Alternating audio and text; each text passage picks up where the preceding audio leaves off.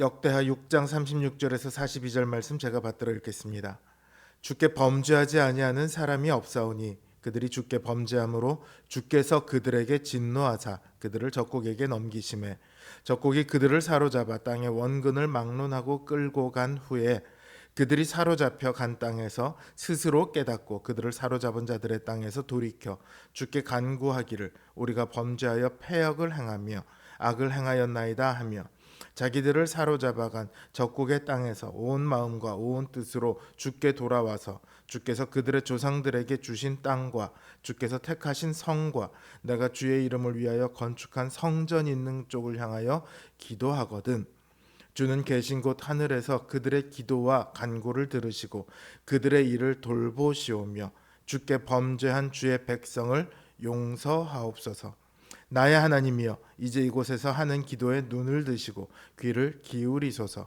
여호와 하나님이여 일어나 들어가사 주의 능력의 궤와 함께 주의 평안한 처소에 계시옵소서. 여호와 하나님이여 원하옵건대 주의 제사장들에게 구원을 입게 하시고 또 주의 성도들에게 은혜를 기뻐하게 하옵소서.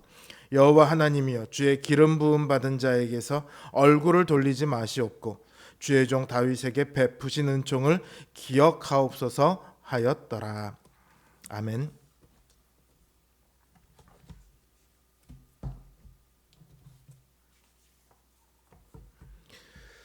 성전이 막 완성되고 나서 드리는 이 역대 6장에 있는 솔로몬의 기도는 참으로 놀랍다고 할 수 있습니다. 성전이 지어졌습니다. 여러분이라면 어떻게 기도하시겠습니까?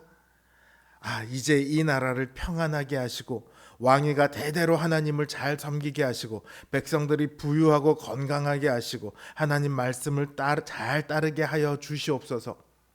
이렇게 기도할 것 같지 않으세요? 저라면 그렇게 기도했을 것 같아요. 근데 솔로몬의 기도들은요, 하나같이 극단적인 상황을 가정하고 있습니다. 이웃에게 범죄를 했는데 진짜 범죄한 건지 아닌지 알 수 없는, 둘 중에 한 사람은 거짓말을 하고 있는 그런 상황부터 시작해서 이스라엘이 범죄해서 전쟁에 지거나 하늘이 닫혀서 비가 내리지 않거나 기근이나 온역, 가뭄, 병충해 등이 창궐하는 경우, 그리고 반대로 이스라엘이 온 땅에 하나님의 이름을 드러내서 이방인들이 죽게 나아올 경우, 대적하는 자들에게 심판을 내리는 경우, 이런 경우들이 하나같이 일반적인 상황은 아니잖아요. 만약에 목사가 어떤 성도님 집에 신방 가서 이런 식으로 기도하면 그 성도님이 좋아할까요? 당장 발끈하거나 실망하거나 하겠죠. 근데 오늘 본문에 있는 이 마지막 7번째 기도는요, 더더욱 특이합니다. 이스라엘의 죄로 인해 적국이 이스라엘을 사로잡아 포로로 끌어간 후에 그 잡혀간 땅에서 스스로 깨닫고 하나님께 돌아와 성전이 있는 쪽을 향해 기도하거든. 그 기도를 외면하지 마시고 들으시고 응답해 달라는 겁니다. 지금 솔로몬의 시대는요, 굉장히 강대한 시대입니다. 애굽조차도 솔로몬에게 한 수 접어줄 정도인 그런 시대예요. 거기다가 성전이 완공된 기쁜 날입니다. 그런 날에 포로로 잡혀가는 상황을 두고 기도를 한다? 우리말에 기쁜 날에 초친다 이제 이런 얘기가 있듯이, 사람들이 이걸 어떻게 받아들일 수 있겠어요? 사실 솔로몬도 자기 자신이 이렇게 기도하리라고 생각을 했을까요? 전 솔로몬이 스스로 이렇게 기도했다고 생각하지 않습니다. 예전에 모세가요, 신명기를 보면 가나안 땅에 들어가기 바로 직전이잖아요.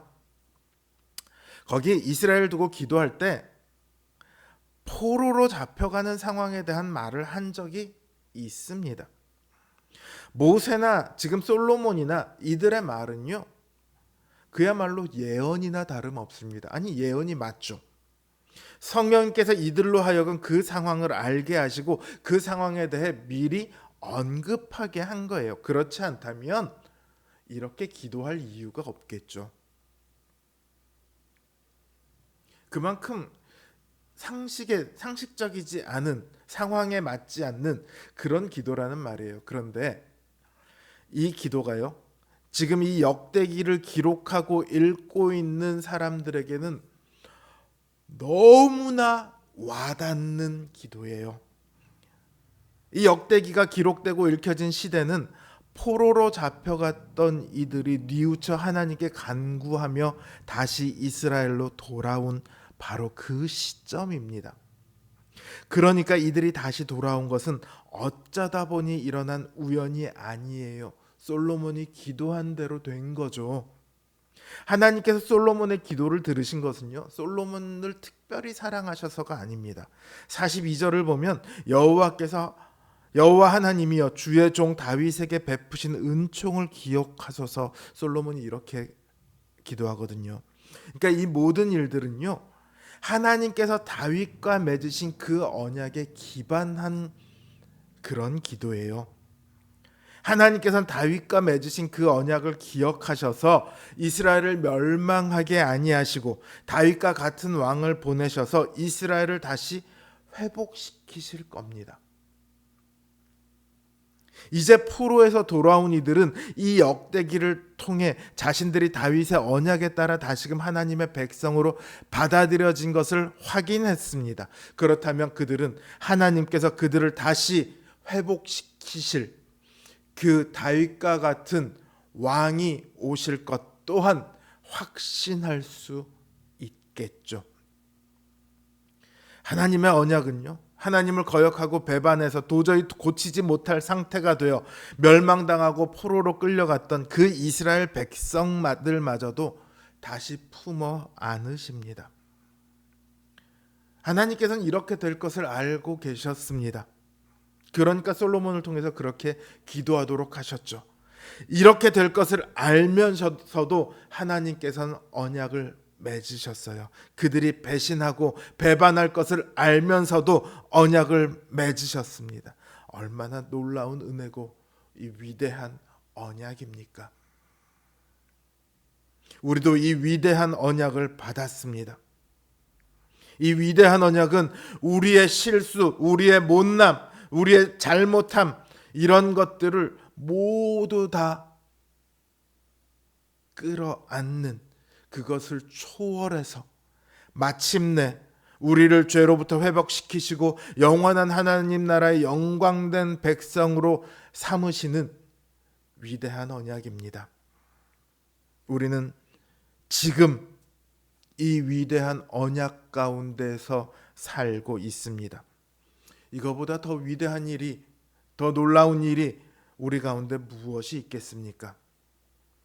그러니 이 위대한 언약을 붙들고 그 언약을 이루어 가시는 우리 주님을 의지하여 매일매일의 삶을 믿음으로 살아가는 우리 성도님들 되시길 주님의 이름으로 기원합니다.